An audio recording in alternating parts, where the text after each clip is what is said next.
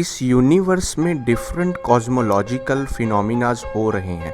उनमें से एक ये है कि हर प्लैनेट अपने ऑर्बिट में रिवॉल्व कर रहा है और एक स्पेसिफिक मोशन परफॉर्म कर रहा है। लेकिन क्या प्लैनेट्स की इन मोशन का इंसान की ज़िंदगी पर कोई असर हो सकता है? और क्या क्रिस्टल बॉल में इंसान के साथ जो कुछ हो चुका है और जो आगे होने वाला है वो सब देखा जा सकता है? और क्रिस्टल बॉल का नॉलेज साइंस के मुताबिक कितना सही और कितना गलत है?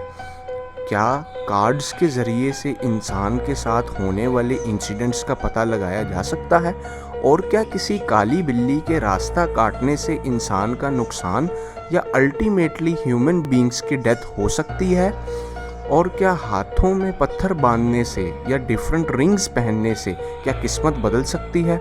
चलिए इन सुपरस्टिशियस बिलीफ्स को तोड़ते हैं साइंस के साथ। ये सब जानने के लिए देखते रहिए रेजोनेंस। सदियों से इंसान की ये आदत रही है, जिन प्रोसेसेस को वो एक्सप्लेन नहीं कर सकता उसे सुपरस्टिशियस बिलीफ्स के साथ जोड़ देता है। जैसे कि मैग्नेटिक फील्ड्स और मैग्नेट्स की डिस्कवरी है।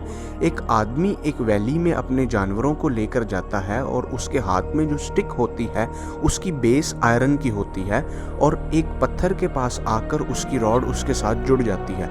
अब जब ये वाकया वो अपने दोस्तों के साथ शेयर करता है तो वहाँ ये बात मशहूर हो जाती है कि उस वैली में जिन और भूत रहते हैं जो रॉड्स को अपनी तरफ खींचते हैं और इंसान की चीज़ों को खींचने की कोशिश करते हैं।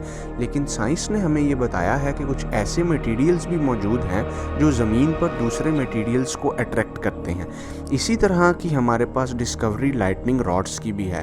पहले ज़माने में ये माना जाता था कि बिजली बुरे लोगों पर गिरती है और अच्छे लोग इससे महफूज रहते हैं।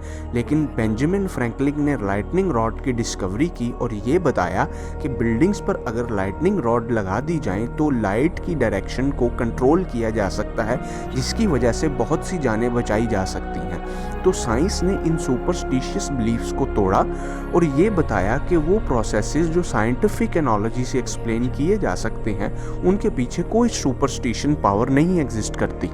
अब अगर बात करें इन सुपरस्टिशियस बिलीफ्स की, जैसे कि किसी क्रिस्टल बॉल के आगे बैठकर ये देखना कि एक इंसान के साथ पास्ट में क्या हुआ है और आगे उस इंसान के साथ कौन से पॉसिबल इंसिडेंट्स हो सकते हैं, या कार्ड्स के ज़रिए से फ्यूचर को देखना और किसी की किस्मत का हाल बताना, तो साइंस के नज़रिए से ये फ्यूचर देखने की सब बातें ही हैं।